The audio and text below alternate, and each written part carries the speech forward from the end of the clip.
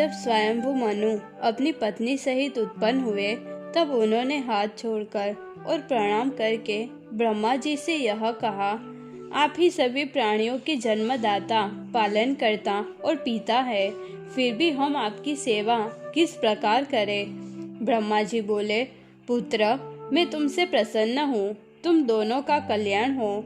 तुम निष्कपट हृदय से मुझे अर्पित होकर मेरे आदेश का पालन करो। तुम अपनी पत्नी से अपने गुणों के समान संतानों को उत्पन्न करो। धर्मपूर्वक पृथ्वी का पालन करो और यज्ञों द्वारा भगवान की पूजा करो। मनु बोले, हे प्रभु, मैं आपके आदेश का पालन करूंगा, परंतु मेरे और मेरी प्रजा के रहने का स्थान बताइए। सभी प्राणियों का निवास स्थान पृथ्वी इस समय महान जल में डूबी हुई है, अतः हे देव, उसके उद्धार का उपाय कीजिए। तब ब्रह्मा जी ने जल के भीतर पृथ्वी को डूबी देखकर यह विचार किया कि इसे कैसे ऊपर उठाया जाए। उन्होंने सोचा, जब मैं सृष्टि करने में लगा हुआ था तब पृथ्वी जल में डूबकर रसातल में चली गई। अब हम सृष्टि कार्य में लगे लोग क्या करें। जिन भगवान से मैं उत्पन्न हुआ हूँ वही उपाय करें।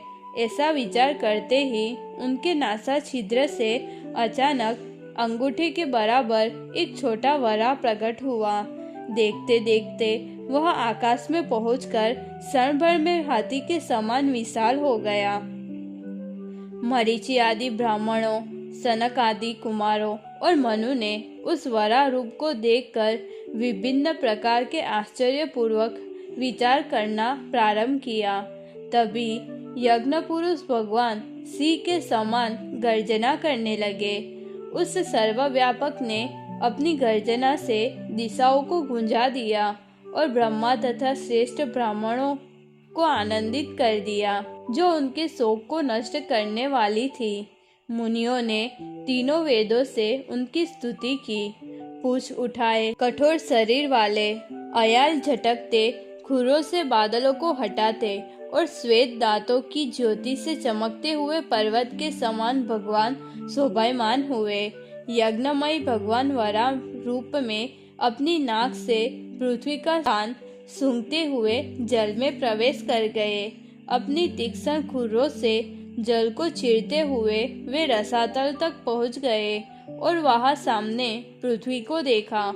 उन्होंने अपनी दाढ़ों पर डूबी हुई पृथ्वी को उठाया और रसातल से ऊपर ले आए।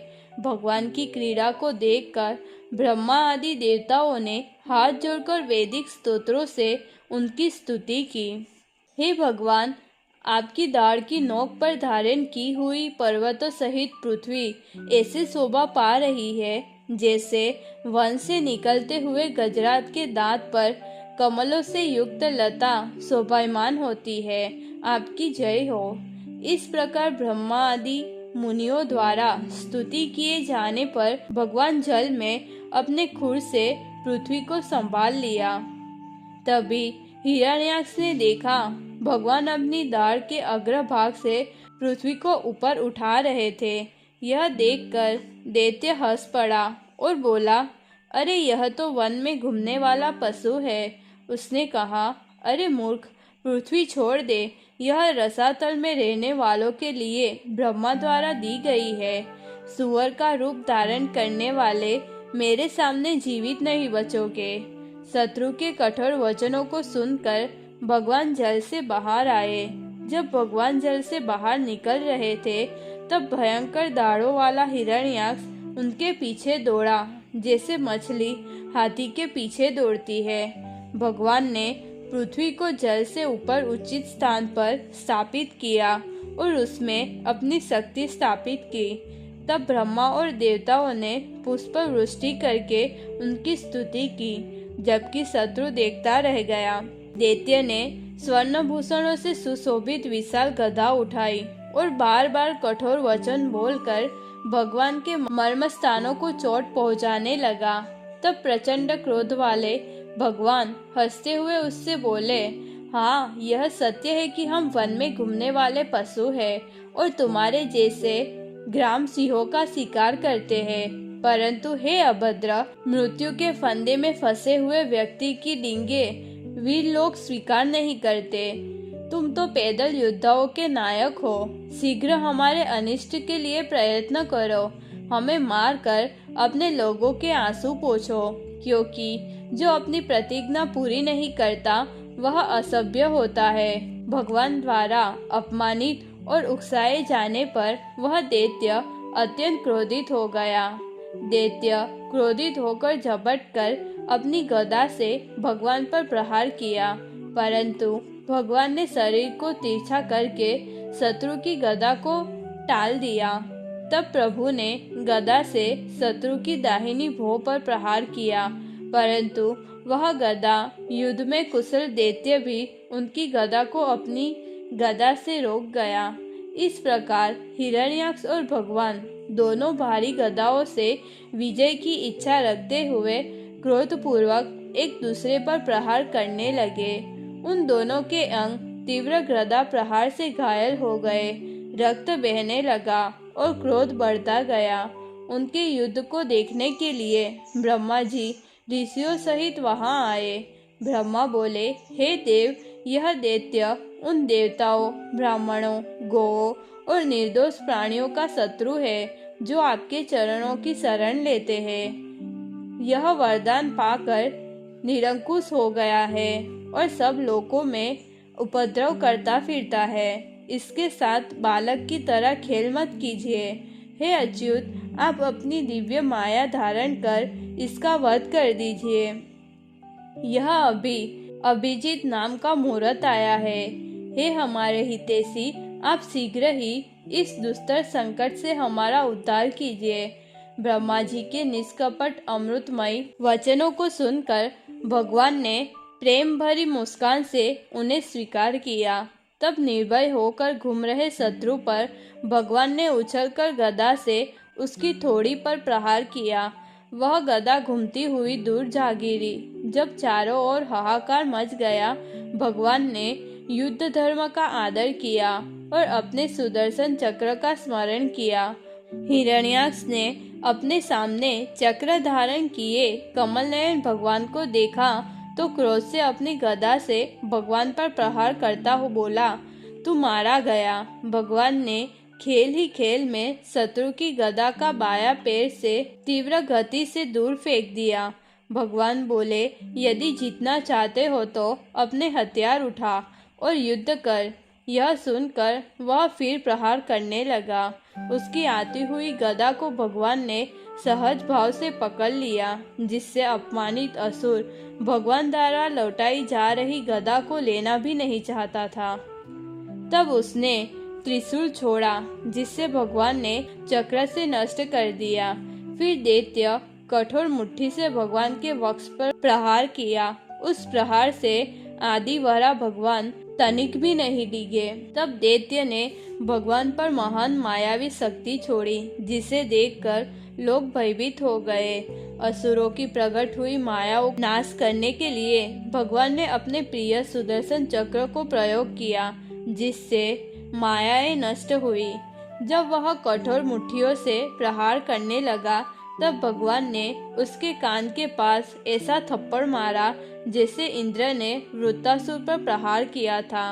उस प्रहार से वह दैत्य शरीर डगमगाता, आंखें उलटती हुई गिर पड़ा और उसके प्राण निकल गए। प्रकार असह्य पराक्रम वाले हिरण्याक्ष का वध करके आदिवरा भगवान ब्रह्मा आदि देवताओं से स्तुत होकर अपने नित्य आनंदमय धाम को चले गए। जब वरारूप भगवान ने उसके भाई का वध कर दिया, तब हिरण्यकशिपु क्रोध और शोक से अत्यंत व्याकुल हो गया। उसने सभा में सभी दैत्यों से कहा, मेरा प्रिय भाई जो मेरा सखा था, उस विष्णु ने शत्रुता से छल पूर्वक मार डाला। मैं उसे मार के अपने भाई का बदला लूंगा। जब उस कपटी विष्णु का मूल नष्ट हो जाएगा, तब देवता वैसे ही सूख जाएंगे जैसे जड़ कटे वृक्ष की शाखाएं सूख जाती है। तुम सब पृथ्वी पर जाओ और ब्राह्मणों, क्षत्रियों तथा तब यज्ञ, स्वाध्याय, व्रत और दान करने वाले का नाश कर दो। इस प्रकार स्वामी की आज्ञा को सिर पर धारण कर वे हिंसा प्रिय दानव प्रजा का संहार करने लगे। इस प्रकार दैत्यराज के अनुचरों द्वारा संसार को पीड़ित किए जाने पर देवता स्वर्ग छोड़कर पृथ्वी पर छिपकर रहने लगे। भाई की मृत्यु से दुखी हिरण्यकशिपु ने विधि पूर्वक जलादि क्रिया करके उसके पुत्रों को सांत्वना दी। हिरण्यकशिपु अपने को अजय, अजर अमर, अद्वितीय और एक छत्र राजा बनाना चाहता था। उसने मंदराचल की घाटी में अत्यंत कठोर तप किया। हाथ ऊपर उठाए, दृष्टि आकाश में स्थिर और पैर के अंगूठों के बल भूमि पर खड़ा होकर कई वर्षों तक कठोर तप किया। उसकी जटाओं से धुएं सहित तप से उत्पन्न अग्नि निकली, जिसने ऊपर नीचे और चारों ओर सभी लोगों को तपाने लगी। नदियाँ और समुद्र उबलने लगे, पृथ्वी सहित द्वीप और पर्वतें कांप उठे, ग्रह तारे गिरने लगे और दसों दिशाएं जलने लगी। उसके तप से पीड़ित देवता स्वर्ग छोड़कर ब्रह्मलोक गए और ब्रह्मा जी से बोले, हे देव जगतपति, दैत्यराज के तप से संतप्त होकर हम स्वर्ग में रह नहीं सकते। यदि उचित समझे तो उसका उपाय कीजिए, इससे पहले कि आपके अधीन लोक नष्ट हो जाए। देवताओं द्वारा इस प्रकार निवेदन किए जाने पर आत्मभु ब्रह्मा, भृगु और दक्ष आदि ऋषियों से घिरे हुए दैत्यराज के आश्रम में गए।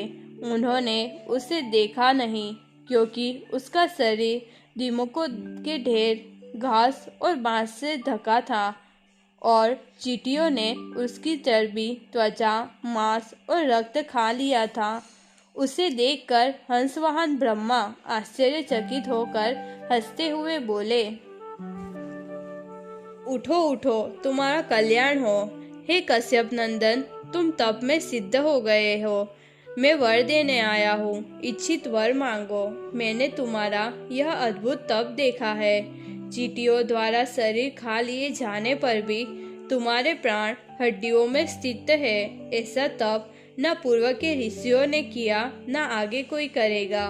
बिना जल के 100 दिव्य वर्षों तक प्राण कौन धारण कर सकता है। हे दिति पुत्र, तुम्हारे इस दृढ़ निश्चय और कठिन तप के द्वारा तुमने मुझे जीत लिया है।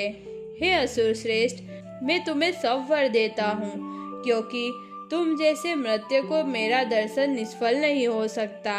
ऐसा कहकर आदिदेव ब्रह्मा ने उसके शरीर को अपने कमंडलों के दिव्य और अमोघ जल से सींच दिया। तब वह 5 दीमक के ढेर से निकलकर बल और तेज से युक्त संपूर्ण अंगों वाला वज्र समान शरीर वाला युवक बन गया और तप्त सोने की भांति चमकने लगा। आकाश में हंसवाहन ब्रह्मा को देखकर वह अत्यंत आनंदित हुआ और भूमि पर सिर रखकर प्रणाम किया।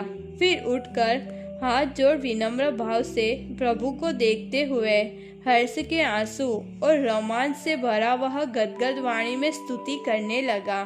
फिर बोला, हे श्रेष्ठ वरदाता प्रभु, यदि आप मुझे इच्छित वर देना चाहते हैं तो आपकी सृष्टि के किसी भी प्राणी से मेरी मृत्यु न हो, न घर के भीतर, न बाहर, न दिन में, न रात में, न किसी अस्त्र से, न भूमि पर, न आकाश में, न मनुष्य से, न पशु से मेरी मृत्यु हो, न निर्जीव से, न सजीव से, न देव, असुर या नाग से मेरी मृत्यु हो, और युद्ध में मुझे कोई प्रतिद्वंदी न मिले, तथा मैं सभी प्राणियों पर एक छत्र शासन करूं।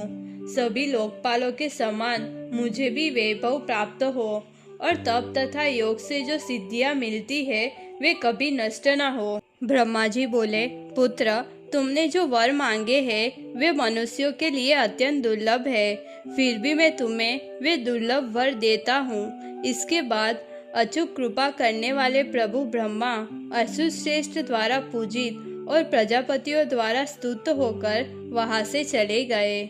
इस प्रकार वर पाकर वह दैत्य स्वर्ण समान शरीर धारण किए हुए अपने भाई के वध को स्मरण कर भगवान से द्वेष करने लगा उस महान असुर ने सभी दिशाओं और तीनों लोकों को जीत लिया तथा देव, असुर, मनुष्यों के राजा, गंधर्व, गरुड़ और नागों को भी पराजित कर दिया।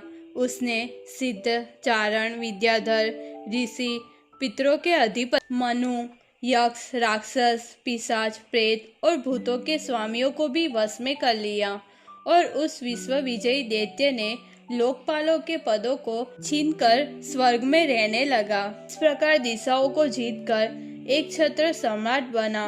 वह इंद्रिय वश न होने के कारण प्रिय भोगों का यथेष्ट उपभोग करता हुआ भी तृप्त नहीं होता था। उसके कठोर दंड से भयभीत होकर समस्त लोग उनके अधिपतियों सहित अन्य कहीं शरण पाकर अच्युत भगवान की शरण में गए। संयमी, एकाग्रचित और निर्मल देवता निद्रा त्याग कर और वायु का ही आहार करके ऋषिकेश भगवान की उपासना करने लगे। तब उनके सामने मेघनाद के समान बहती हुई वाणी प्रकट हुई। हे श्रेष्ठ देवताओं, भय मत करो, तुम सबका कल्याण हो। मेरा दर्शन सभी प्राणियों के परम कल्याण के लिए होता है। इस दुष्ट दैत्य के दुराचार को मैं जानता हूँ, मैं उसका अंत करूँगा। तुम लोग कुछ समय प्रतीक्षा करो। जब वह देवताओं, वेदों, गौओं, ब्राह्मणों, साधुओं, धर्म और मुझ में द्वेष करेगा तब वह शीघ्र नष्ट हो जाएगा। जब वह अपने निष्कपट, शांत और महात्मा पुत्र प्रहलाद से द्वेष करेगा तब मैं उसे मार डालूंगा, चाहे वह वरदान से ही क्यों न समर्थ हुआ हो। भगवान के ऐसा कहने पर देवताओं ने उन्हें प्रणाम किया और भयमुक्त होकर लौट गए।